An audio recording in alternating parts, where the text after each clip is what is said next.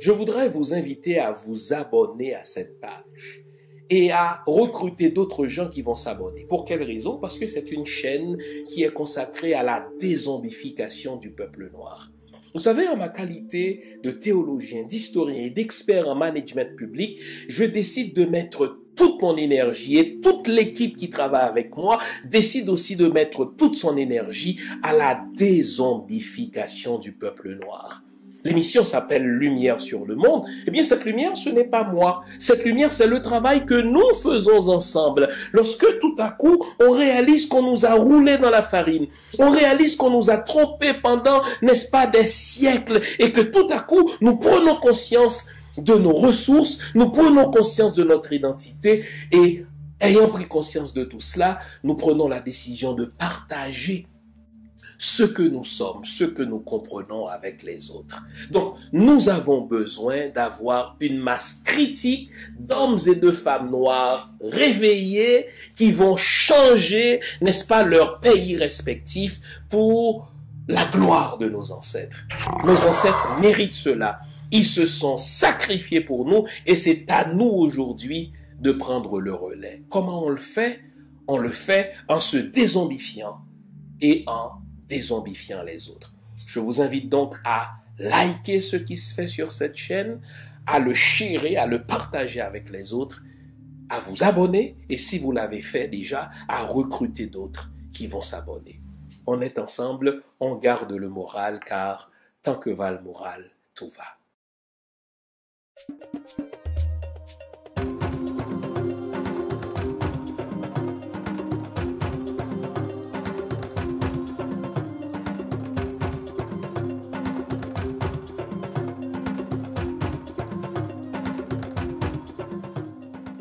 Bonjour mesdames, bonjour messieurs, bonjour le monde, bienvenue à cette autre édition de l'émission Lumière sur le monde. Comment allez-vous? J'espère que vous avez passé une bonne semaine.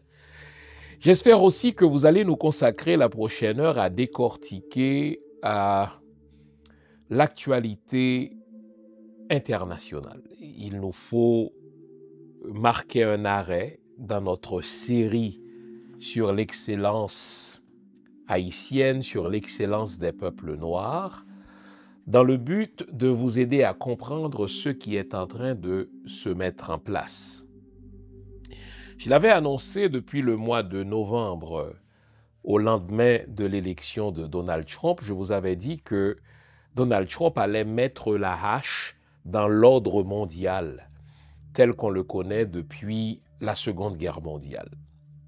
L'ordre mondial, c'est un ensemble d'institutions que les États-Unis d'Amérique ont mises en place. On parle du FMI, on parle de la Banque mondiale, entre autres institutions. Bref, ce qu'on appelle dans les relations internationales les institutions du Bretton Woods. Car c'était dans cette zone des États-Unis, pas trop loin de Boston, en tout cas au Massachusetts, que les États-Unis avaient réuni un certain nombre de grands acteurs, essentiellement ce qu'on appelle les vainqueurs de la Seconde Guerre mondiale. Techniquement, c'était une guerre tribale européenne, car c'était des nations européennes qui s'entre-déchiraient, comme elles l'ont toujours fait, et elles appellent ça la Seconde Guerre mondiale, puisque le terme est consacré, donc nous devons malgré nous continuer à l'utiliser. Donc je dis, dès le mois de novembre, je vous avais annoncé que l'accession, le retour de Donald Trump aux affaires allait marquer la fin de l'ordre mondial tel qu'on le connaît depuis la Seconde Guerre mondiale, encore une fois. Donc, l'ordre mondial est surtout caractérisé par les institutions du Bretton Woods, par de grandes alliances outre-Atlantique que les États-Unis ont établies, ont scellées et ont nourries, n'est-ce pas, au cours de ces 50 dernières années, l'alliance du traité Atlantique Nord, hein, ce qu'on appelle l'OTAN.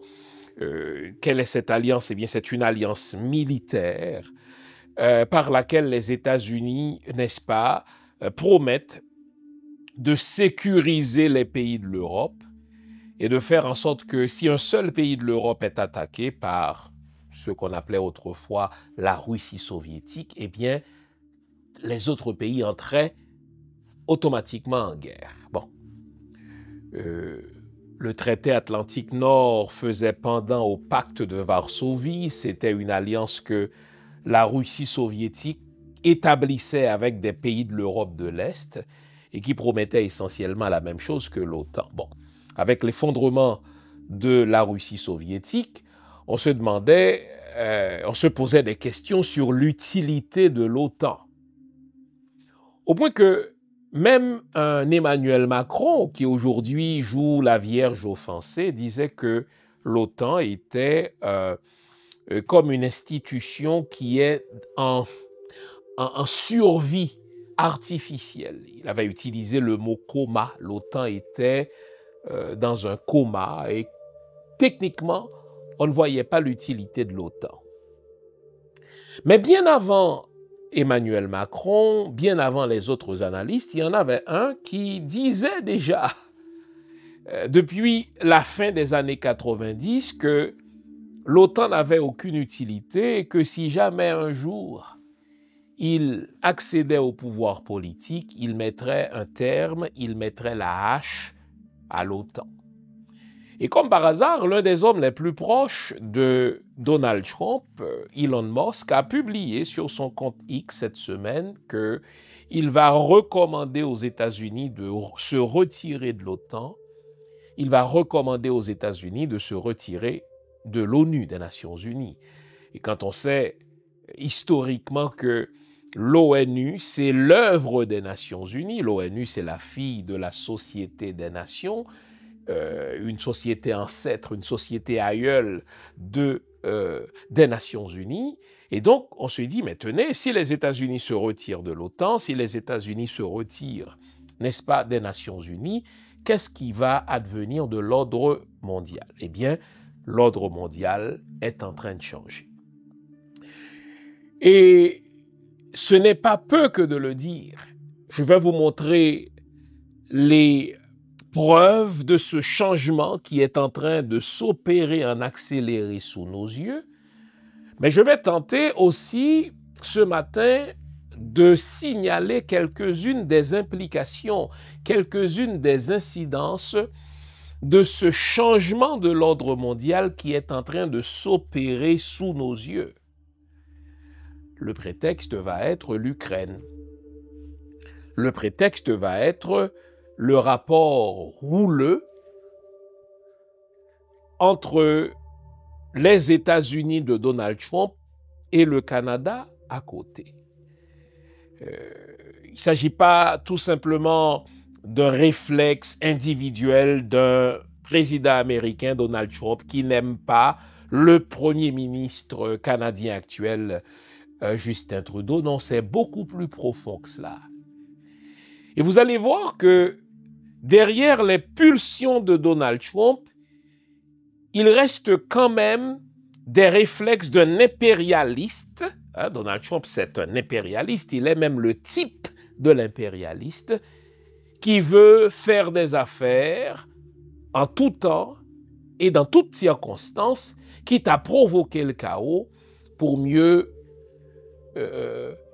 faire brasser des affaires. On verra que du côté canadien, cette guerre tarifaire, cette guerre de taxes que Donald Trump a lancée, guerre par laquelle il impose jusqu'à 25% sur tous les produits canadiens qui sont exportés vers les États-Unis, derrière cela, il y a quelque chose de plus profond, quelque chose de plus profondément impérialiste. Mais si on va faire de la géopolitique, ce n'est pas tant pour projeter une lumière que pour vous conduire en Haïti, car nous n'allons jamais abandonner l'île.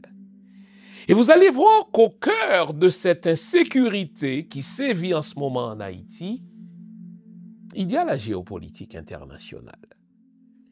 Si, en ce qui a trait à l'Ukraine, les États-Unis veulent des terres rares, comme je vais vous le rappeler, si en ce qui concerne le Canada, les États-Unis voudront la ressource la plus rare, la plus critique qui soit pour la survie de l'humain, l'eau, on va en parler. Pour Haïti, il y a des ressources rares, mais il y a aussi, surtout, le désir de faire d'Haïti une espèce de station balnéaire, une espèce de site touristique pour des gens riches. En sorte qu'on va devoir parler de ce concept peu connu, mais que nous devons désormais apprendre à utiliser, le mot gentrification. Donc voyez-vous, on va faire de la géopolitique internationale, comprendre, n'est-ce pas, ce que Trump est en train de mettre en place afin de changer sous nos yeux le plus rapidement l'ordre mondial. Et de deux, nous allons vous conduire vers Haïti pour projeter une lumière nouvelle sur ce qui semble être un chaos, ce qui semble être une désorganisation. Mais attention, je vais faire un oxymore. Il s'agit d'une désorganisation organisée. Il s'agit d'une désorganisation programmée, car on veut faire quelque chose après cette désorganisation. Soyons prudents. Nos ennemis sont de grands stratèges. Ils pensent à long terme. Ils pensent sur un temps long. Alors que quand on est dans une situation de survie, quand on est dans un régime d'exception, on pense à court terme. Et c'est là où il nous faut résister à l'envie de penser à court ou à moyen terme, de nous mettre dans la peau inconfortable de nos ennemis et de voir ce qu'ils tentent de réaliser par ce chaos qui s'installe dans notre pays, par ce chaos qui est en train de s'installer dans le monde. Il y a quelque part des marionnettistes qui mettent tout en place de manière à faire advenir un nouveau monde, de manière à faire advenir un nouvel ordre mondial, mais jamais pour le plus grand bien du plus grand nombre, toujours pour les intérêts d'un petit groupe qu'on appellera l'oligarchie internationale. L'introduction était longue, elle paraît abstraite, je comprends, mais soyez patients.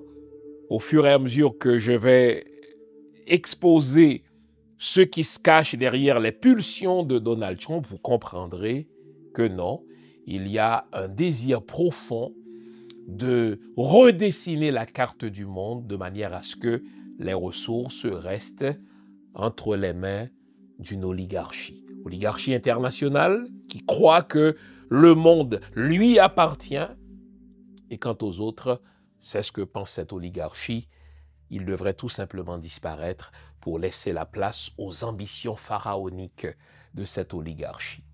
Donald Trump est en mission. Ce n'est pas un homme qui improvise, il n'improvise pas, il donne l'impression d'improviser, mais il vient exécuter un programme. Mais pour qui travaille-t-il vraiment, Donald Trump? C'est la question qu'il nous faut nous poser et à laquelle nous devons répondre. La réponse risque d'être surprenante. On s'arrête ici. Je vous reviens après la pause que voici. Offrez-vous une tasse de thé, une tasse de café, une tasse de chocolat chaud, bref, tout ce qui est de nature à vous garder éveillé, car aujourd'hui encore, nous allons vous dire les vraies affaires. À tout à l'heure. Compatriotes, Haïti en danger. Pays nous, héritage Papa Dessalines nan menacé. Femme kou garçon, ti moun kou grand moun ap sibi zak terroriste. L'ennemi historique nous yo, maré complot ak malfecté local, yo gaye gros âme fan fois tout partout sous île ya. Yo sene tout passage. Moun de bien qui en dedans pas ka sorti, moun de bien qui de yo pas ka entrer. Qui solution? L'ambi rassemblement sonné. Dimanche après-midi 17 août 2025, citoyens moun de bien tant mais on chita attendé pour aider résoudre problème sécurité en Haïti, tout bon vrai. En pile moun savait déjà répondre présent. Parmi eux, vétérans haïtiens, professionnel qui passent dans l'armée États-Unis et Canada. Rendez-vous dans l'église Vie Transformée, Montréal, 3971 Boulevard Robert. Dimanche après-midi, 17 août 2025, 4h, rond. Entrée gratis. N'attend tout le monde de bien, ni femme, ni garçon frère. Alors, nous devons commencer l'émission par ce qui s'est passé la semaine dernière. Je pense que c'était vendredi dernier ou samedi dernier, je ne me rappelle plus. Oui, je crois que c'était samedi dernier, au bureau ovale, c'est-à-dire le bureau officiel du président des États-Unis. Donald Trump devait recevoir officiellement le président de l'Ukraine, le président ukrainien, et normalement, il y a un protocole, il y a un décorum. C'est quand même une visite officielle, ce n'est pas une visite d'État, c'est autre chose, c'est une visite officielle, et quand vous accueillez un homologue, il y a un minimum d'élégance dont il faut faire montre, ne serait-ce qu'en présence des autres, en présence des journalistes.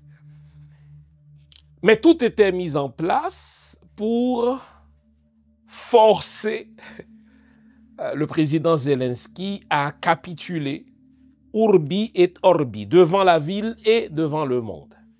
Et littéralement, tout était mis en place. Hein. On appelle ça de l'ordonnancement politique.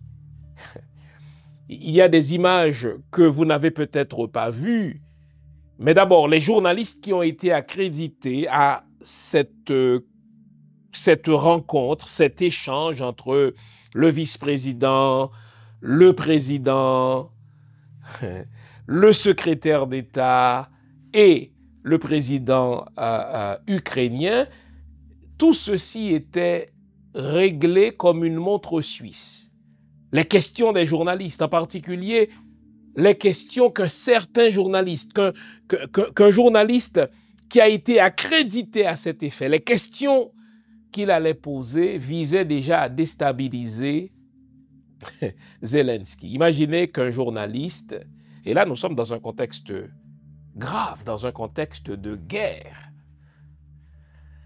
un contexte dans lequel, comme le rappelle le président Trump, les gens meurent, un contexte dans lequel l'argent se dépense à flot, on parle de milliards.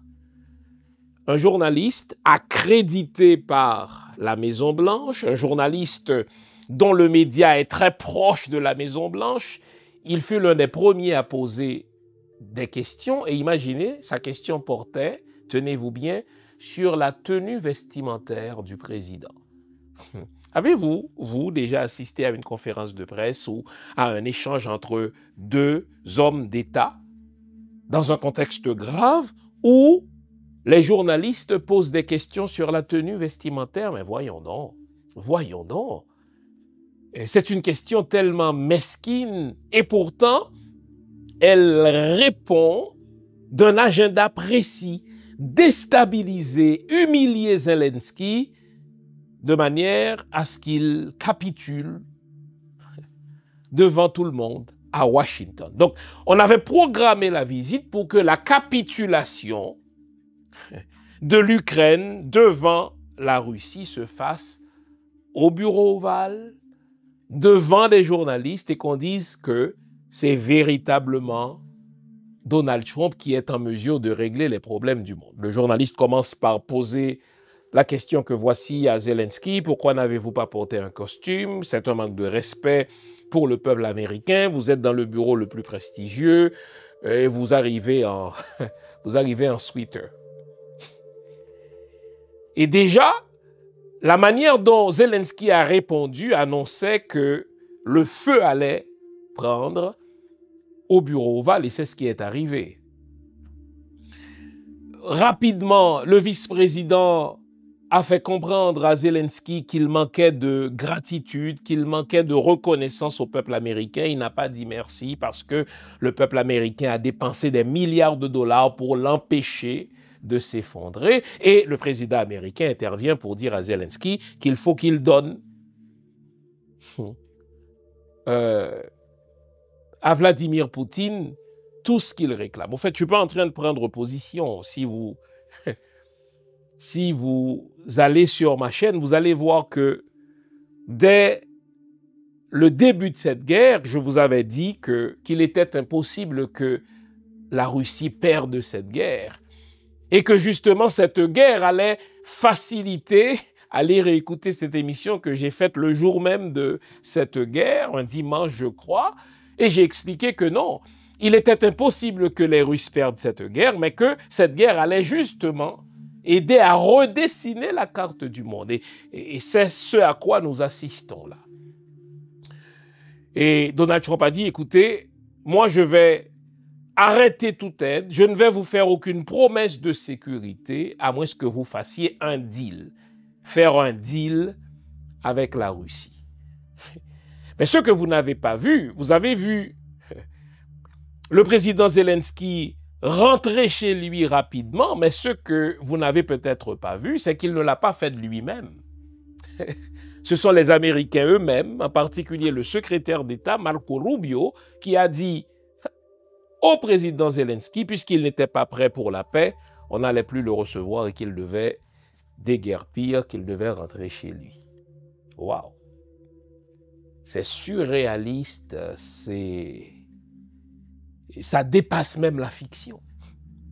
Et pourtant, ce n'est qu'une illustration de l'installation d'un nouvel ordre mondial. Parlons de ce nouvel ordre mondial, car l'ordre mondial dans lequel nous sommes, jusqu'à Donald Trump, il a été installé, établi depuis la Seconde Guerre mondiale. Je vous avais parlé de cette alliance, de cet accord qui avait été signé entre le président américain Roosevelt et le premier ministre britannique Churchill. Les Américains ont mis beaucoup de temps à entrer dans la Seconde Guerre mondiale. Ils ne voulaient pas y entrer, ils voulaient se tenir loin de ce qui se passait en Europe, car comme je vous l'ai dit, la guerre, ce qu'on appelle la Seconde Guerre mondiale, c'est essentiellement une guerre tribale européenne.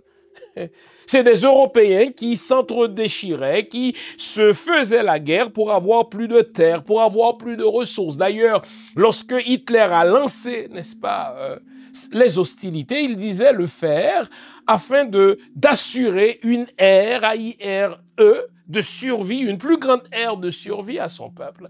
Et donc, les Américains ne voulaient pas entrer dans cette guerre tribale européenne. D'abord, le Congrès américain était hostile à l'entrée des États-Unis en guerre. Le peuple américain n'en voulait pas.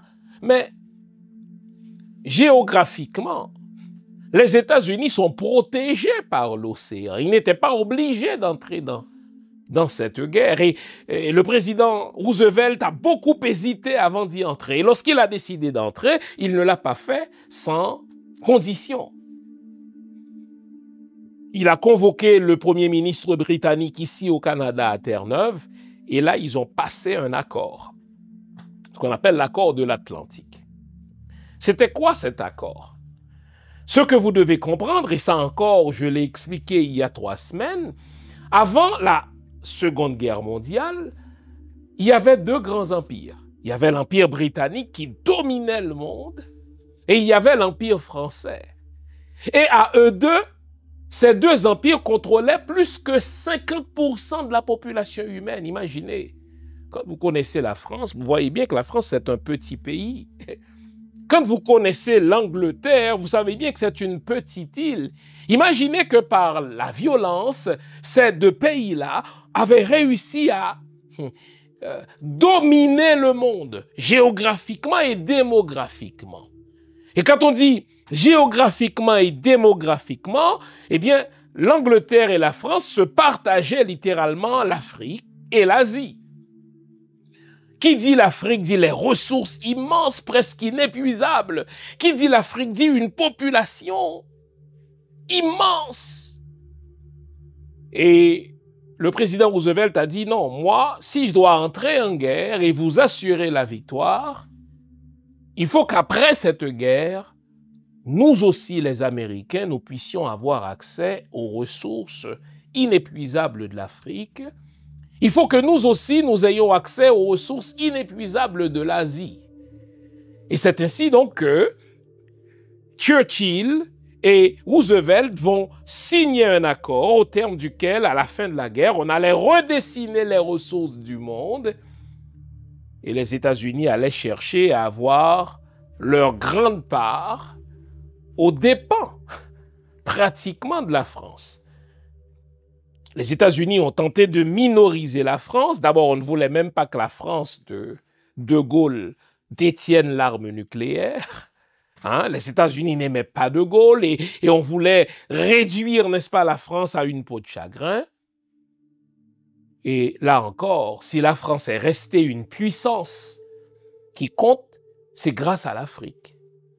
Elle a mis beaucoup de temps à céder aux pressions américaines, à céder aux pressions britanniques pour ce qui a trait à la décolonisation. Et lorsque finalement la France a décolonisé, c'est pour néocoloniser, c'est-à-dire c'est pour coloniser par de nouvelles voies, des accords secrets, ce qu'on appelle la France-Afrique, etc. Bon, ça c'est l'ordre mondial tel qu'on le connaît jusque-là. Les États-Unis sont devenus vraiment la grande puissance. Les États-Unis sont devenus vraiment le maître du jeu et le monde est partagé littéralement en deux blocs. Vous avez le bloc de l'Ouest, dont les États-Unis sont le leader, et vous aviez le bloc de l'Est avec la Russie soviétique. Sauf que depuis les années 90, début des années 90, la Russie soviétique s'est effondrée. La Russie est devenue une puissance continentale avec le plus grand arsenal nucléaire, mais on l'a vu, dans cette guerre ukrainienne, eh bien, l'arsenal militaire russe a été, pour ainsi dire, surestimé, car cette guerre avait pour but de montrer que les Russes ne sont pas peut-être aussi forts qu'ils pensent l'être. Encore un peu de temps, la Russie commençait à s'essouffler. Elle a dû faire appel aux Nord-Coréens, elle a dû faire appel aux Iraniens, etc. Et comme par hasard, Donald Trump arrive étant un rameau d'olivier aux Russes. Gardons la tête froide pour comprendre ce qui est en train de se faire. Que veulent les Russes? Ce que les États-Unis voulaient justement après la Seconde Guerre mondiale. Les Russes disent, écoutez, repartageons le monde en deux blocs. Pas deux blocs tels qu'on les a connus, c'est-à-dire bloc de l'Ouest et bloc de l'Est, mais faisons en sorte que le monde soit contrôlé par deux hégémones. Un premier hégémone qu'on va appeler les Russes, qui vont pouvoir entrer dans des pays voisins, réclamer des territoires qu'ils veulent, redessiner, n'est-ce pas, la carte de la région, mettre la main sur les ressources, placer des chefs de gouvernement fantoches comme ils le faisaient avant l'effondrement de la Russie soviétique. Et les États-Unis vont continuer à être le leader du monde en mettant la main, en faisant main basse sur les ressources, n'est-ce pas, là où les Russes ne sont pas présents. Compatriotes, Haïti en danger. Pays nous, héritage Papa Dessalines nan menacé. Femmes, kou garçon, ti moun, kou grand moun, ap sibi zak terroriste. L'ennemi historique nous yo, maré complot ak malfecté local. Yo gaye gros âme fan fois, tout partout sous île ya. Yo sene tout passage. Moun de bien qui en dedans pas ka sorti, moun de bien qui de yo pas ka entrer. Qui solution? L'ambi rassemblement sonné. Dimanche après-midi 17 août 2025, citoyens moun de bien tant mais on chit attendé pour aider résoudre problème sécurité en Haïti, tout bon vrai. En pile moun savait déjà répondre présent. Parmi yo, vétérans haïtiens, professionnels qui passaient dans l'armée États-Unis et Canada. Rendez-vous dans l'église Vie Transformée, Montréal, 3971 boulevard Robert. Dimanche après-midi, 17 août 2025, 4h, bon. Entrée gratis.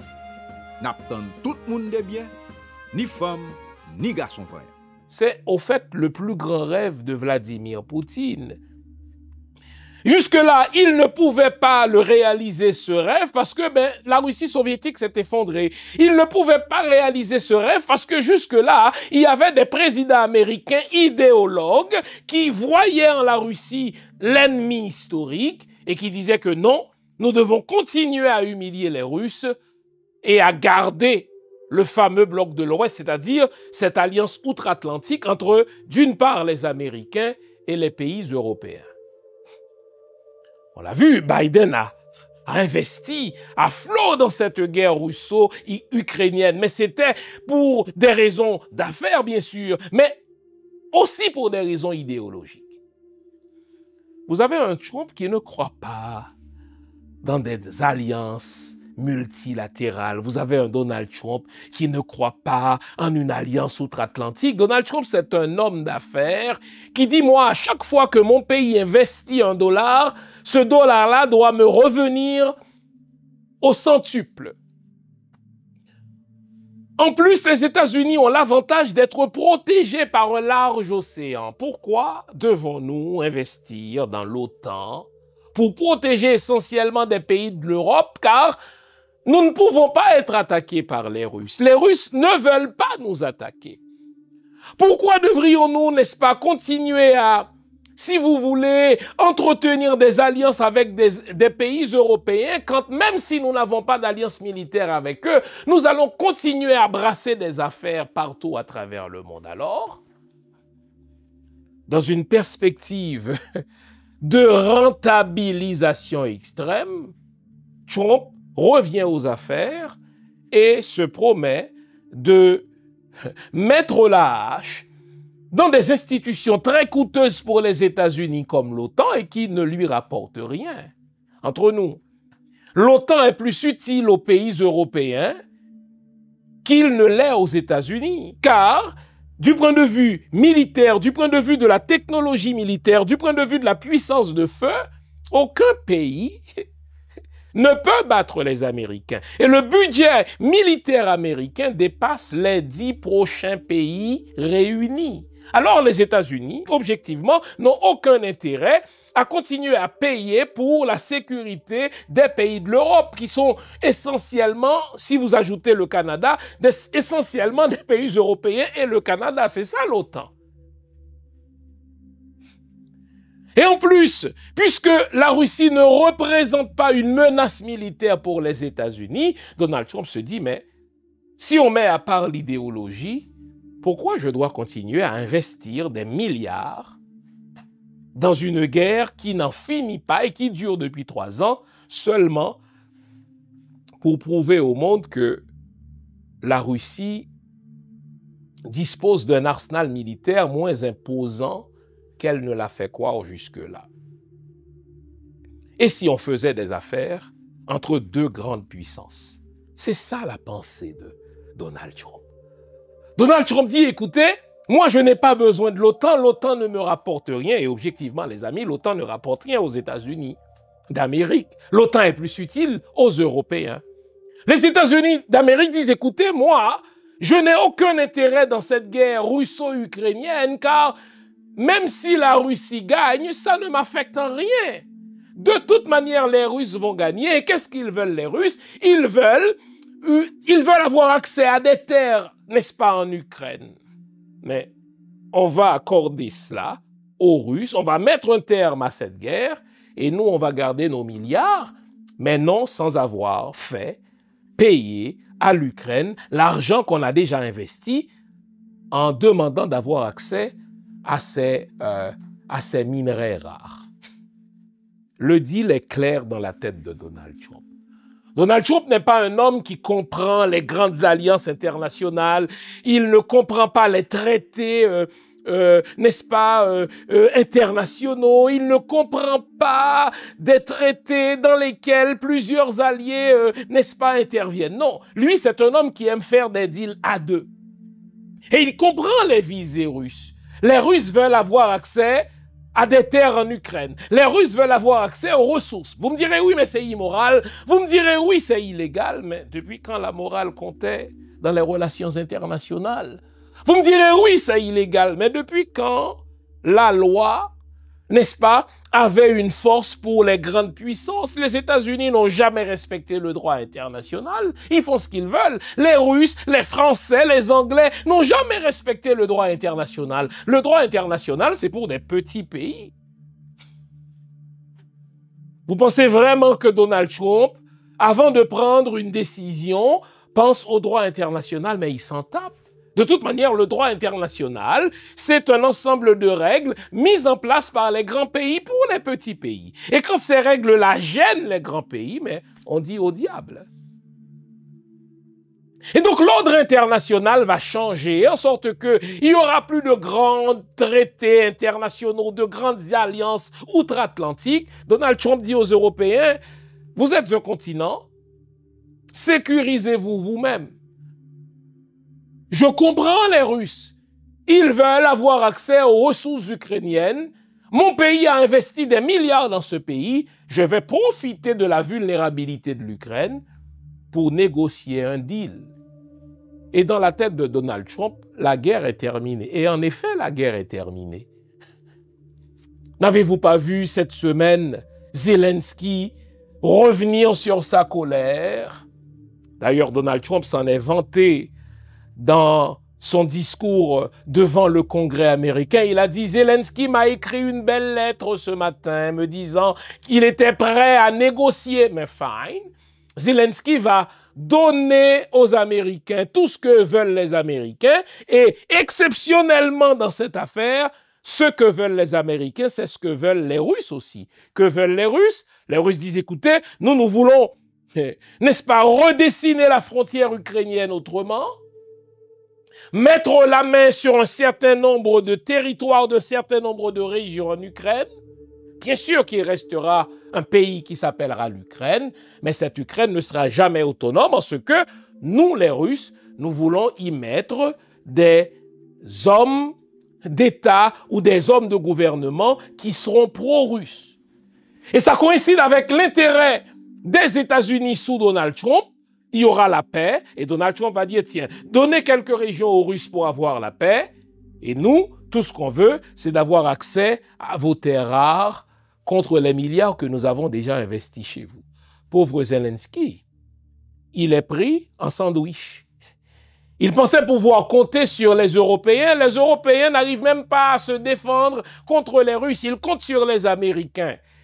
Et vous avez vu que dès lors que Zelensky s'est senti piégé par Donald Trump et puis J. Vance et Marco Rubio et Elon Musk, il s'est précipité vers l'Europe, mais en dehors de la pièce de théâtre ou du bon film, de leaders britanniques ou de leaders français qui font l'accolade à Zelensky.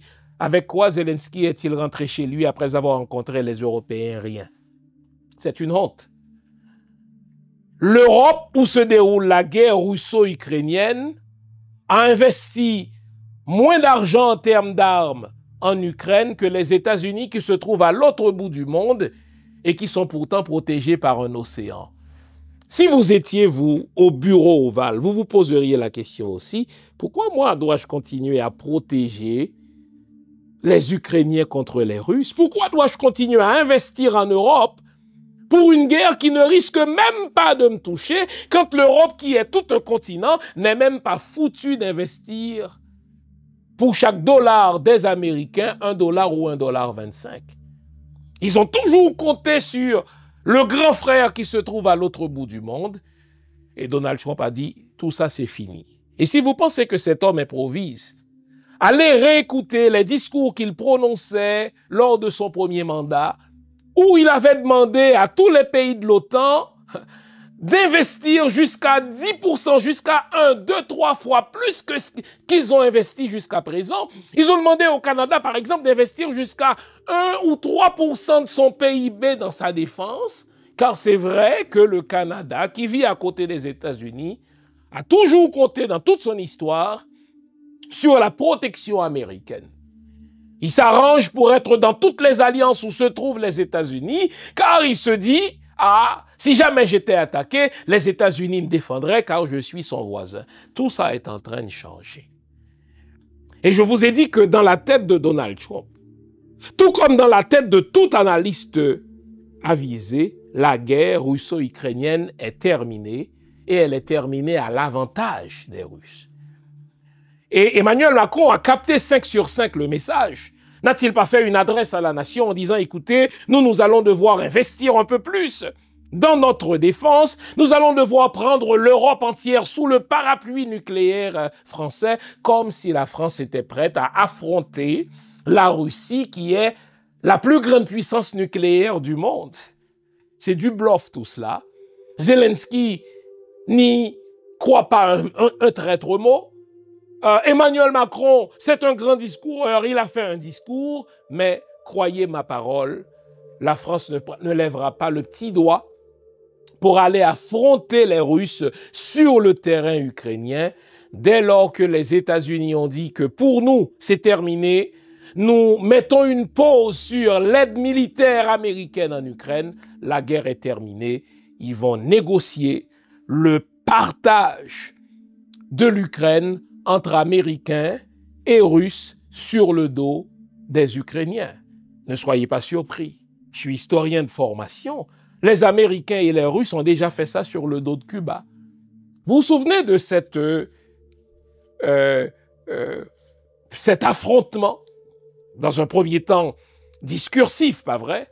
Mais affrontement qui a failli, n'est-ce pas, virer en guerre nucléaire entre la Russie soviétique d'alors et les États-Unis de Kennedy. Lorsque les États-Unis, après qu'ils ont décidé d'installer des missiles en Turquie, donc en face de la Russie soviétique, les Russes, à leur tour, ont décidé d'installer des missiles à Cuba, en face de la Floride. On est passé à quelques pouces de la Troisième Guerre mondiale. Pourquoi il n'y a pas eu de guerre mondiale selon vous? Parce que, tandis que Castro s'époumonait à prendre position pour que les Russes n'enlèvent pas leurs missiles du territoire cubain, la vérité c'est que les Russes et les Américains négociaient dans le dos de Cuba un accord et ils ont réussi à s'entendre aux dépens de Cuba, si bien que Castro a appris l'existence de l'accord entre les États-Unis et les Russes par la radio comme tout le monde, les amis. Les grands de ce monde ne vont jamais s'affronter directement. Ils vont s'affronter par pays interposés. Et quand vous avez un Donald Trump qui a la lucidité d'un homme d'affaires, qui sait que derrière la guerre, il y a toujours, n'est-ce pas, la quête du dollar. Il dit, écoutez, les Américains ont trop investi dans une guerre qui ne les regarde pas. Les États-Unis doivent cesser d'investir dans une guerre contre laquelle ils sont pourtant protégés par un large océan. Donnons aux Russes ce qu'ils veulent et profitons de l'accord pour aller chercher aussi quelque chose dont nous aurons besoin, les terres rares des Ukrainiens. Tant pis pour la moralité, tant pis pour l'ordre mondial. L'ordre mondial des 4 prochaines années va être un ordre dans lequel les États-Unis vont négocier à la pièce ce dont ils ont besoin. C'est un ordre dans lequel les États-Unis vont négocier à la pièce avec des pays en fonction de ce qu'ils représentent pour les intérêts économiques américains.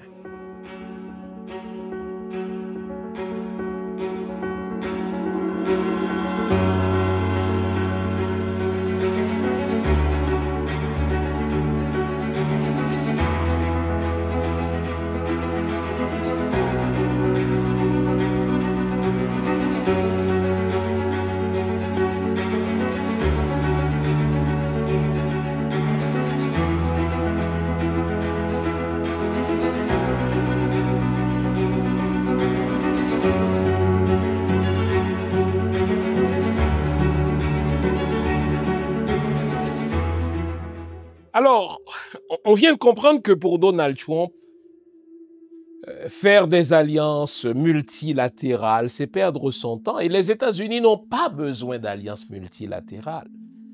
Donald Trump ne comprend pas que les Américains aient perdu leur temps pendant les 50 dernières années à établir des alliances multilatérales avec les pays de l'Europe. Non. La seule chose qui compte pour Donald Trump, c'est le commerce. Et les États-Unis ont sont suffisamment puissants militairement pour imposer leur dollar, pour imposer leurs principes économiques sans qu'ils n'aient besoin de faire alliance avec qui que ce soit. Et Donald Trump, ne l'oublions pas, Donald Trump ne comprend que le langage de la force, il ne comprend que le langage de l'argent. Pour lui, Poutine est un homme fort. Il a réussi à rester au pouvoir pendant 25 ans, mais il va rester encore toute sa vie. Et ça, c'est un modèle pour Trump. Il dit, un gars comme ça, il est fort. Un gars qui annexe un autre pays parce qu'il aime les ressources de ce pays, parce qu'il aime les régions qui composent ce pays, pour lui, c'est le modèle à suivre. Vous êtes fort, vous avez la voix au chapitre. Vous êtes faible, vous vous faites manger la laine sur le dos. Encore une fois, c'est immoral, mais la politique internationale, comme on a vu, se moque de l'immoralité. La politique internationale se moque de la morale. La guerre est terminée. Et comme Roosevelt a tenté de le faire avec Churchill après la Seconde Guerre mondiale, puisque moi, je vais investir ma puissance militaire pour vous sauver de l'emprise des nazis, je veux, moi, en tant que président américain, avoir accès aux ressources de l'Afrique, avoir accès aux ressources de l'Asie. Et c'est vraiment à partir de la Seconde Guerre mondiale, de la fin de la Seconde Guerre mondiale, que les Américains vont établir, vont étaler, vont installer leurs tentacules en dehors du continent américain et qu'ils vont se tourner vers l'Afrique, qu'ils vont se tourner vers l'Asie. Mais vous notez que Donald Trump donne tout à Vladimir Poutine. Il y a une question qu'il faut se poser. En dehors du fait que Donald Trump est un homme d'affaires qui ne comprend pas les alliances multilatérales ou qui ne comprend pas les grandes alliances, il y a une question simple qu'il faut se poser. Pourquoi Donald Trump accorde-t-il tout à Poutine? J'ai l'impression que même les grands stratèges russes n'espéraient pas tant de Donald Trump. Et c'est une question qu'il faut se poser. Pour qui travaille Donald Trump véritablement? Et vous notez, je l'ai dit, Donald Trump n'est pas un homme impulsif, c'est un homme qui a la suite dans les idées. Tout ce qu'il fait aujourd'hui, il l'avait annoncé depuis les années 90.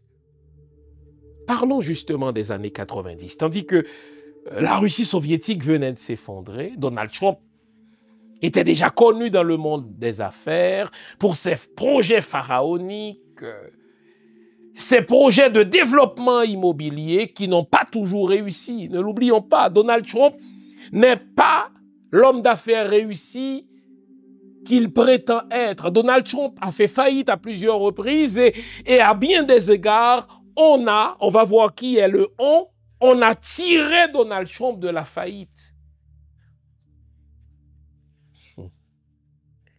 Et ce qu'on note, c'est que à plusieurs reprises, quand Donald Trump frôlait la faillite dans les affaires, il faisait un petit tour à Saint-Pétersbourg, la capitale des affaires des Russes, et comme par hasard, tel bâtiment, tel complexe, tel hôtel qu'il possédait et qui était en faillite, comme par hasard, soudainement, ce complexe, cet hôtel est acheté jusqu'à 3 fois son prix par un homme d'affaires russe qui apparaît de nulle part, qui surgit de nulle part, comme une espèce de Deus ex machina, qui achète un bâtiment pour 3 fois sa valeur marchande et qui, étonnamment, n'y met jamais le pied. Waouh!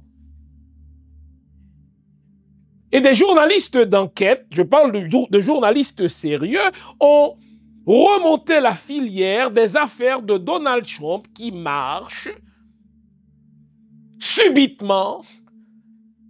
Ils remontent, n'est-ce pas, la filière de Donald Trump qui est sauvé des eaux de la faillite à chaque fois parce qu'un homme d'affaires russe qui surgit de nulle part lui prête de l'argent ou achète ses complexes immobiliers. Eh bien, quelques services secrets pensent que Donald Trump travaille pour la mafia russe. Et ce n'est pas impossible, les amis. Ce n'est pas impossible. Pour que Donald Trump donne tant à Vladimir Poutine, pour que Donald Trump donne même au-delà des espérances de Vladimir Poutine, il faut bien que Donald Trump ait des mobiles inavouables. Bon, alors, que Donald Trump soit allé plusieurs fois en Russie et que les services secrets russes détiennent quelques scènes de galipette de Donald Trump, rien d'étonnant. L'homme est un playboy, l'homme est un homme à femme et ce n'est un secret pour personne, encore moins pour sa femme Melania. Mais ces histoires de galipette, tout le monde les connaît et ce n'est pas un filon pour faire chanter Donald Trump. Je vous soumets cette hypothèse. Et si les Russes détenaient des preuves que Donald Trump a emprunté de l'argent de la mafia, que Donald Trump, n'est-ce pas, a été sauvé de faillite à plusieurs reprises par la mafia russe, qui elle-même est au service des services secrets russes, qui eux-mêmes sont au service, n'est-ce pas, des ambitions de Vladimir Poutine. Ce n'est pas quelque chose qu'il faut prendre à la légère. Car Donald Trump aurait pu porter Vladimir Poutine à négocier quelque chose, enfin, aurait pu porter Zelensky à négocier quelque chose avec Vladimir Poutine sans donner tout à Poutine et même au-delà des espérances de Poutine. Sachant que les humains agissent par intérêt, il est impossible que Donald Trump donne tout ce que Poutine désire et même au-delà de ses désirs sans qu'il n'y ait quelques outils de chantage détenus par les services secrets. Évidemment, Donald Trump, il est à l'abri de toute poursuite. Comme vous le savez, il y a une règle non écrite aux États-Unis voulant qu'on ne puisse poursuivre un président en exercice. Et donc Donald Trump, vu son âge, vu qu'il est à son deuxième et dernier mandat, il sait que c'est maintenant ou jamais qu'il va marquer l'histoire. Et Donald Trump, on le comprendra, n'aura aucune borne, il n'aura aucune limite. Je ne m'en plains pas. Remarquez. Car, étant originaire d'un petit pays qui a beaucoup souffert de l'impérialisme international, qui a beaucoup souffert, n'est-ce pas, de l'emprise incontestable des Américains, qui a beaucoup souffert aussi, n'est-ce pas, de la mémise et de la désorganisation de mon pays par les Français, entre autres, quand je vois un leucoderme, quand je vois un occidental mettre la hache dans l'ordre occidental qui n'a pas fait du bien à mon pays, je ne peux que m'en réjouir. Mais au-delà de ma réjouissance, mon rôle ici à cette émission, c'est de vous aider à comprendre. La guerre, elle est terminée. Elle est terminée. Il arrive souvent qu'une guerre soit terminée et que des soldats continuent de se battre. Il y avait des soldats japonais qui continuaient à se battre, n'est-ce pas, dans des forêts, longtemps après que l'empire du soleil levant s'est rendu et a capitulé devant les Américains. Ce qui se passe sur le terrain, c'est déjà de l'après-guerre. La guerre est terminée. Tant mieux. La guerre est terminée aux dépens des Ukrainiens. Comme cela arrive souvent entre les deux grandes puissances. Donald Trump est en train de redessiner l'ordre mondial, mais il y a une question qu'on doit se poser: pour qui travaille-t-il? Je vous soumets cette hypothèse. Et si Donald Trump travaillait pour les services secrets russes? Prenez le temps d'y penser. Qu'est-ce qui motive Donald Trump à donner tout à Vladimir Poutine et même au-delà de ce qu'il veut? Au fait, Donald Trump donne tout à Poutine. Il reprend les narratifs de Poutine. Il reprend même les mots de Poutine, il reprend même la perspective de Poutine, en sorte que Donald Trump a l'air d'une poupée, d'une marionnette entre les mains des Russes au bureau ovale. En sorte que la question se pose, et il faut la poser sérieusement, est-ce que Donald Trump va terminer son mandat? Je vais terminer cette première partie de l'émission avec cette question. Donald Trump terminera-t-il son mandat? Ce que vous devez savoir, Donald Trump est en train de bousculer de grands intérêts économiques. Est-ce que les Européens vont rester passifs tandis que Donald Trump est en train de mettre leur sécurité en jeu? En réalité, la sécurité des Européens jusque-là dépendait de l'engagement des Américains dans la sécurité des Européens. Non seulement Donald Trump se retire brutalement, mais il le fait en humiliant les Européens. Est-ce que les services secrets européens vont rester passifs? Je parle des services secrets britanniques, je parle des services secrets français, je parle essentiellement de ces gens-là. Est-ce qu'ils vont laisser Donald Trump continuer à mettre la hache? Mais aux États-Unis, Donald Trump a des ennemis aussi. Il y a quelque chose qu'on appelle le Deep State. Contrairement à ce qu'on pense, le président américain ne fait pas l'ordre mondial. Il exécute l'ordre mondial tel qu'il est conçu par les grands stratèges du Deep State, des gens riches qui ont des intérêts puissants dans l'ordre mondial. Alors Donald Trump vient comme un cheveu sur la soupe, il est en train de foutre la hache partout. Je vais vous soumettre 3 hypothèses. Je peux me tromper, hein? Je suis pas prêt à gager $1 là-dessus, mais dans ma boule de cristal d'historien, il y a très peu de chances que Donald Trump termine son mandat. Et en général, des gens comme Donald Trump qui viennent mettre la hache dans l'ordre mondial, il y a l'un ou l'autre de ces 3 sorts qui lui est réservé. Le premier sort, je vais l'appeler le sort de Napoléon Bonaparte. Avant Donald Trump, il y avait un petit homme, Napoléon Bonaparte, qui foutait la hache dans l'ordre mondial, qui n'hésitait pas à humilier ses voisins. On parle des Anglais, on parle des Russes, on parle des Espagnols. Eh bien, Bonaparte faisait la guerre contre tout le monde. Et aucun pays ne pouvait affronter Bonaparte seul. Vers la fin, lorsque les pays européens réalisaient que quand ils se battaient seuls contre Napoléon Bonaparte, ils étaient vaincus, ils ont fait ce qu'on appelle la Sainte Alliance. Ils se sont ligués contre la France. Ils ont arrêté Bonaparte, ils l'ont déporté, et vous savez qu'il mourra à l'île de Sainte-Hélène. Bon. Évidemment, personne ne s'imagine que cela peut se passer pour Donald Trump, car les pays ne vont pas affronter, les pays européens ne vont pas se mettre ensemble pour affronter militairement les Américains. Ils ne sont pas suicidaires quand même, puisque du point de vue de la puissance de feu, du point de vue du budget militaire seulement, les États-Unis à eux seuls investissent plus d'argent dans leur armée que les 10 pays qui les suivent immédiatement réunis. D'où le deuxième sort. On va l'appeler le sort du coup d'État. En général, quand vous avez un chef d'État qui se propose de bouleverser l'ordre mondial dans l'intérêt de son pays, les autres pays qui ne sont pas contents, qu'est-ce qu'ils font? Ils le renversent. Ils le renversent.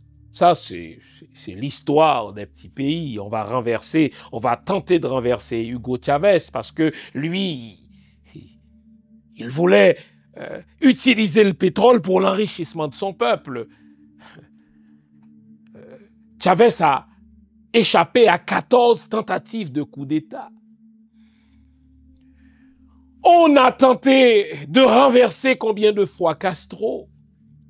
On a renversé, n'est-ce pas, 3 fois Jean-Bertrand Aristide en Haïti. Donc c'est le modèle. Quand vous avez quelqu'un qui veut bouleverser l'ordre mondial connu et un ordre mondial qui est au service de grands intérêts d'oligarques, si on ne lui fait pas la guerre, mais on le renverse tout simplement. Bon. Il est peu probable qu'un militaire américain du Deep State, qu'un militaire américain du Pentagone décide de lancer un coup d'État contre Donald Trump.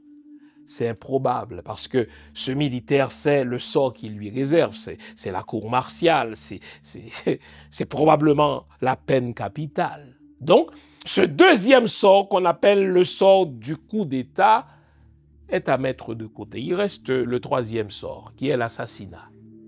Et c'est probablement, encore une fois, j'analyse, je ne le souhaite pas, je ne fais pas une incitation à la haine, soyons clairs, mais j'analyse en tant qu'analyste politique, doublé de l'historien que je suis, c'est de vous dire, en général, quand quelqu'un change l'ordre mondial, soit qu'il y ait une sainte alliance contre lui, le sort Bonaparte, soit qu'il y ait un coup d'État contre lui, l'histoire est faite de ces coups d'État-là, soit qu'il y ait une tentative d'assassinat. Et c'est probablement ça qui est réservé à Trump. Les services secrets des pays de l'Europe vont probablement s'entendre avec des franges, parce que vous savez, les services secrets ne forment jamais un bloc uni. Il y a des idéologies dans les services secrets. Il ne faut pas croire que ce sont tous les gens du FBI, tous les gens de la CIA qui sont pour Donald Trump, pas plus qu'ils n'étaient pas tous pour Joe Biden. Donc il y a des franges, il y a des factions là-dedans. Et ces services secrets-là, européens, couplés à des membres des services secrets anti-Trump, couplés à des membres du Deep State, vont probablement recruter un loup solitaire. Ainsi, ça ne va pas être 10 personnes, ça va être un loup solitaire à qui on va promettre de l'argent pour sa famille, parce que ce loup solitaire sera tout de suite après assassiné, il le sait d'ailleurs. Et on va probablement faire à Trump le sort de Kennedy. Au fait, je vous l'ai dit, dans ma boule de cristal d'historien, encore une fois, je ne gage pas $1 là-dessus, il y a très peu de chances que Trump termine son mandat, très peu. Et Trump n'est pas un homme à se ramollir, il n'est pas un homme à nourrir des peurs. Il a un boulevard devant lui, le Congrès est à majorité républicain, pas vrai? Républicain dans sa majorité ou à majorité républicaine. Donc, du point de vue législatif, tout ce qu'il propose passera comme lettre à la poste. Mais le Deep State ne laissera pas Donald Trump mettre la hache comme ça dans tout ce qui lui a rapporté autant d'argent. Je vous soumets donc 3 hypothèses.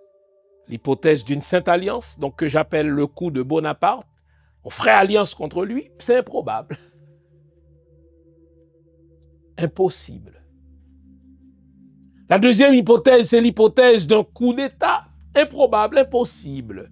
C'est pas vrai qu'on verrait un militaire américain déclencher un coup d'État, mais cette affaire-là n'aurait pas de succès.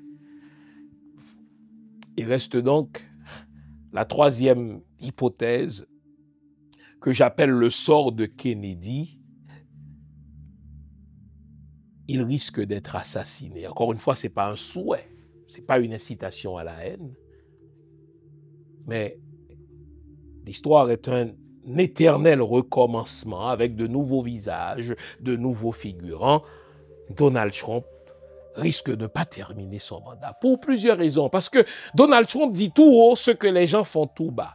En parlant de tout haut, Donald Trump a osé dire aux Gazaouis, écoutez, Moi, mon rêve pour la bande de Gaza, c'est de transformer cette zone en une station balnéaire où des touristes vont venir, on va créer des hôtels partout et on va vous donner du travail. Les États-Unis vont acheter la bande de Gaza et vont la transformer en une zone, dans une station balnéaire. Pourquoi ça m'intéresse? Parce qu'il avait dit exactement la même chose pour Haïti. Donald Trump, dans un discours, avait dit qu'Haïti n'appartiendrait plus à court terme aux Haïtiens.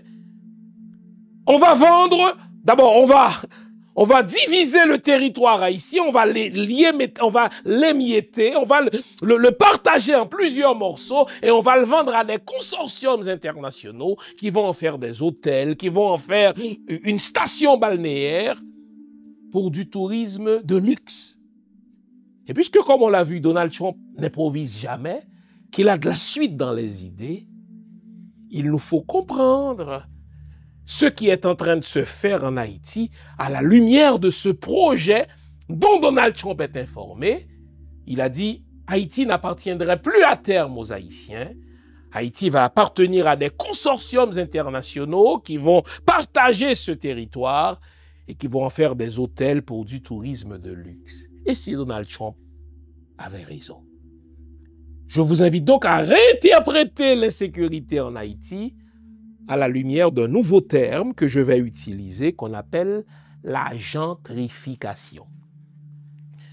Gentrification. Je vous en parle après la pause que voici. À tout à l'heure. Compatriotes, Haïti en danger. Pays nous, héritage Papa Dessalines nan menacé. Femmes, kou garçon, timoun, kou grand moun, ap sibi zak terroriste. L'ennemi historique nou yo, maré complot ak malfecté local, yo gaye gros âme fan fois, tout partout sous île ya. Yo sene tout passage. Moun de bien qui en dedans pas ka sorti, moun de bien qui de yo pas ka entrer. Qui solution? L'ambi rassemblement sonné. Dimanche après-midi 17 août 2025, citoyen moun de bien tant mais on chita attendé pour aider résoudre problème sécurité en Haïti, tout bon vrai. En pile moun savait déjà répondre présent. Parmi eux, vétérans haïtiens, professionnels qui passaient dans l'armée États-Unis et Canada. Rendez-vous dans l'église Vie Transformée, Montréal, 3971 boulevard Robert. Dimanche après-midi, 17 août 2025, 4h, rond. Entrée gratis. N'attend tout le monde de bien, ni femme, ni garçon frère. Avez-vous déjà entendu parler du mot gentrification? Pour vous aider à comprendre ce que c'est la gentrification, je vais vous amener à Little Haiti. Vous vous souvenez de Little Haiti? Une bonne partie de mes auditeurs se retrouvent aux États-Unis. Est-ce que vous vous souvenez de Little Haiti dans les années 90, fin des années 90? Zone invivable, zone pauvre, zone peu fréquentable. À chaque fois qu'il y avait un reportage sur Little Haiti à la télévision, c'était pour vous montrer comment c'était une zone qui était inondée d'armes, qui était inondée de drogue, zone pauvre. En sorte que ceux qui avaient les moyens ne choisissaient pas Little Haiti pour y élever leurs enfants. Ceux qui avaient les moyens ne choisissaient pas Little Haiti pour y élever leurs familles. Car quand on disait Little Haiti, c'était associé à la paupérisation, à la pauvreté, c'était associé à de l'insécurité, c'était associé à de la drogue. Et finalement, Little Haiti est devenu une zone de non-droit. La police n'y allait pas si souvent que cela, car les policiers eux-mêmes prétendaient avoir peur de se faire tirer dessus. Jusqu'à ce que des promoteurs immobiliers aient commencé à s'intéresser à cette zone de non-droit. On se dit, mais parallèlement à la paupérisation de la zone, parallèlement à l'insécurité croissante de Little Haiti, parallèlement au fait que les familles qui en ont les moyens cherchaient à quitter cette zone, mais les promoteurs immobiliers s'intéressaient au même moment à Little Haiti. Et ces promoteurs immobiliers faisaient pression sur les propriétaires de maisons à Little Haiti pour qu'ils vendent, mais pour une bouchée de pain. Alors, la gentrification, c'est un concept en sociologie qui exprime l'intérêt soudain des gens riches pour un quartier pauvre. Au moment où le quartier devient infréquentable, au moment où le quartier devient insécure, au moment où le quartier devient risqué, au moment où aucune business sérieuse ne marche dans une zone, mais tout à coup, vous avez des gens d'affaires, vous avez des artistes qui s'intéressent à la même zone et qui sont prêts à acheter pour une bouchée de pain des maisons parce que il est impossible d'y vivre. Donc la gentrification, c'est le phénomène par lequel des gens riches s'intéressent à une zone pauvre et ces gens riches-là font pression sur les gens pauvres pour qu'ils laissent la zone parce qu'ils ont quelque chose en tête que les gens pauvres ne voient pas. La gentrification étant un phénomène qui est étudié en sociologie depuis les années 60, eh bien, on décompose la gentrification en plusieurs stades. Le premier stade de la gentrification, c'est le stade de l'insécurité et de la pauvreté. Une zone pauvre, en soi, est vivable s'il n'y a pas d'insécurité. Une zone pauvre en soi est vivable s'il n'y a pas de drogue. Une zone pauvre est vivable si la police essaie, tant bien que mal, d'y maintenir un certain ordre. Mais le premier stade de la gentrification, c'est de la pauvreté couplée à l'insécurité.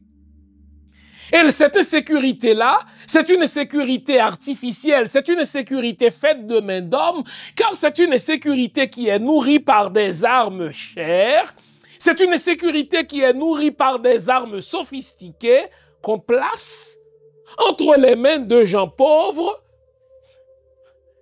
qui gagnent même pas autant que coûte l'arme. Alors, vous comprendrez rapidement que cette insécurité-là est entretenue par des gens qui ont les moyens d'acheter ces armes-là. Cette insécurité-là est entretenue par des gens qui ont le contact pour avoir accès à ces armes-là. Et cette insécurité-là, elle est programmée. Souvenez-vous de Little Haiti. Vous allez voir ce que je vais faire avec ça.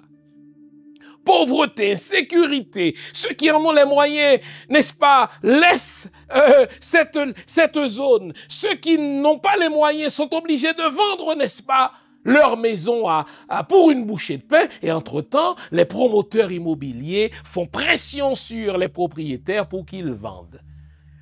Première étape de la gentrification, premier stade, pauvreté accouplée à de l'insécurité artificielle, de l'insécurité nourrie par des armes chères, de l'insécurité nourrie par de la drogue. Vous imaginez des gens pauvres, mais qui ont accès à de la drogue qui coûte cher. Vous imaginez des gens pauvres qui vendent de la drogue, mais ils ne travaillent pas pour eux-mêmes, ils travaillent pour d'autres. Deuxième étape de la gentrification, vente accélérée des maisons.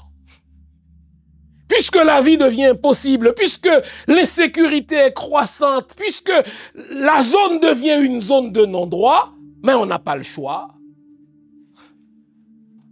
Les gens vendent leur maison pour une bouchée de pain. Ils ne vendent pas à d'autres individus, ils vendent à des promoteurs internationaux qui forment un consortium, à des promoteurs très riches, qui organisent des rencontres avec les propriétaires, qui organisent des rencontres avec les gens d'affaires de la zone, qui organisent des rencontres avec les petites gens pour les faire comprendre que l'offre qu'ils mettent sur la table est une offre sérieuse, qu'ils ne risquent pas de revoir avant longtemps. Et sous cette pression, les propriétaires vendent. Moi, j'ai un ami qui est l'un des rares à avoir résisté à la vente sous pression des consortiums internationaux. C'est un ami d'ailleurs qui écoute l'émission, il est connu d'ailleurs. Hein. Je ne vais pas le nommer, mais il me dit, ces promoteurs internationaux sont revenus à plusieurs reprises dans sa librairie. Ils sont revenus à plusieurs reprises dans son épicerie. Ils sont revenus à plusieurs reprises dans sa boutique. Vendez-nous, vendez-nous. Le quartier est en train de dépérir. Pourquoi tenez-vous à garder, n'est-ce pas, vos affaires ici? Mais c'est parce qu'ils savaient ce que c'était la gentrification. La première étape, c'est la paupérisation. Donc l'appauvrissement couplé à de l'insécurité artificielle. La deuxième étape consiste à détruire tout ce qui a été vendu. On veut raser le quartier, souvenez-vous, hein, de ces maisons, n'est-ce pas, de petites gens. Souvenez-vous de cet Audis, à bien des égards, n'est-ce pas, de Little Haiti. Tout ça a été rasé en un rien de temps. L'insécurité accouplée à l'appauvrissement, première étape. Deuxième étape, on vend. On vend pour une bouchée de pain car la vie devient possible là. Donc, on vend pour une bouchée de pain à des promoteurs immobiliers. Une fois qu'on a vendu, que font les promoteurs immobiliers? Ils rasent tout ce qui existait. Et quatrième étape, ils transforment cette zone de non-droit en zone embourgeoisée. Ils établissent des maisons luxueuses, ils établissent des boutiques luxueuses, ils établissent, n'est-ce pas, des magasins luxueux. Et maintenant que des magasins luxueux sont établis, maintenant que des boutiques luxueuses sont établies, la police vient pour maintenir l'ordre et faire en sorte que cette zone soit un modèle de propreté, un modèle de sécurité, un modèle de civilité. Si vous allez aujourd'hui à Little Haiti, vous qui y vivez, les boutiques les plus chères se trouvent à Little Haiti. J'ai été dernièrement à Little Haiti. J'ai lâché un petit sourire lorsque l'un de mes amis m'a amené dans une boutique où on vend des montres Richard Mille, les amis. Probablement l'une des montres les plus chères au monde. C'est des montres qui se détaillent à 500, à 600 000, parfois même à plus de millions de dollars américains. À Little Haiti, vous trouvez les boutiques les plus chères. Et je suis sûr que vous pouvez parcourir aujourd'hui Little Haiti d'un bout à l'autre. Vous ne trouverez pas une seule once de drogue. Vous pouvez vous promener à n'importe quelle heure à Little Haiti.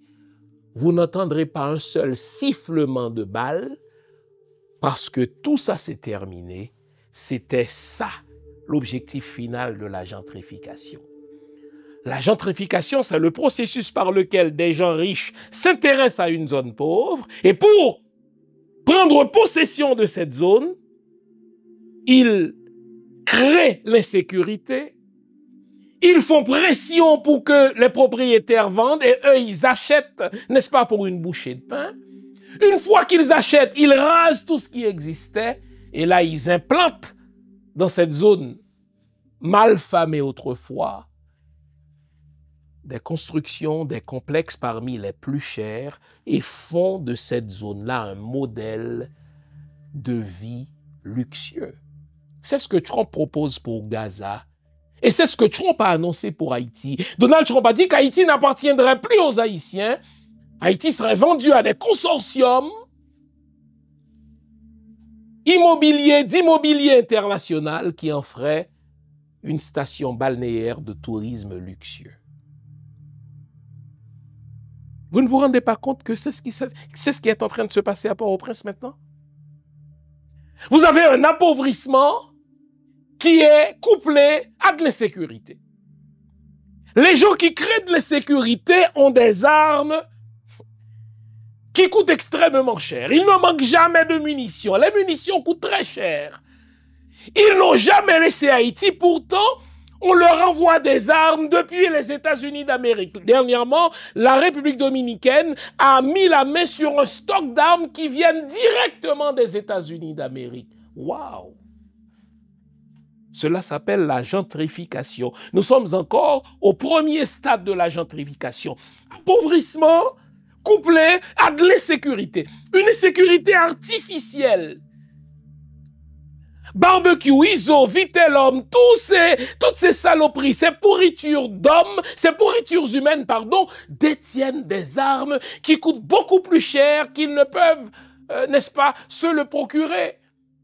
Ils ont accès à des armes alors qu'ils n'ont jamais laissé Haïti, mais ce commerce international, ce commerce transnational d'armes qui se fait surtout aux États-Unis, comment font-ils pour y avoir accès, eux qui n'ont jamais laissé leur fief? Gentrification. Là, ils sont en train de chasser les gens.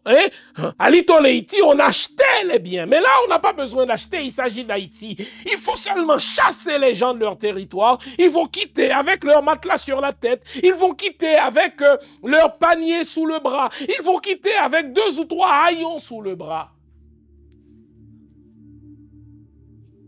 Dans le 3e stade, comme on a vu à Litoleiti, on va raser.